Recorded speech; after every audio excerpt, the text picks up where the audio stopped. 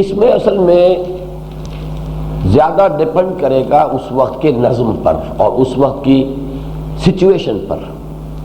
زیادہ critical situation ہے، آدمی چاہیے تو ایگزمپٹ نہیں کیے جائیں گے. اللہ تعالیٰ کوئی اور بندوبست کر دے گا والدہ کے لیے، اللہ تعالیٰ شفا دے دے گا والدہ کو. لیکن اگر ایسی سخت بات نہیں ہے تو والدہ کی حفاظت کے لیے چھوڑ دیا جائے گا اس آدمی کو. اٹ ول ڈیپینڈ، جو حالات ہوں گے اس کے مطابق. لیکن نظم جماعت کے تحت ہی ہو سکتا ہے یہ نہیں کہ آدمی خود فیصلہ کر لے.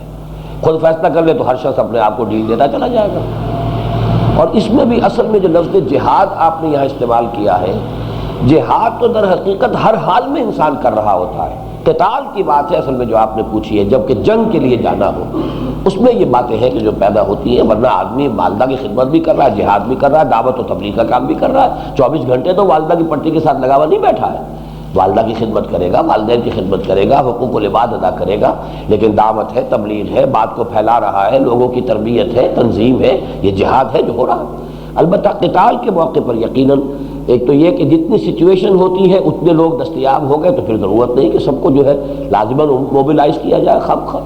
لیکن اگر ایسی سچویشن ہے کہ بہت کریٹیکل ہے تو پھر یہ کہ آپ کو لوگوں کو لانا پڑے گا.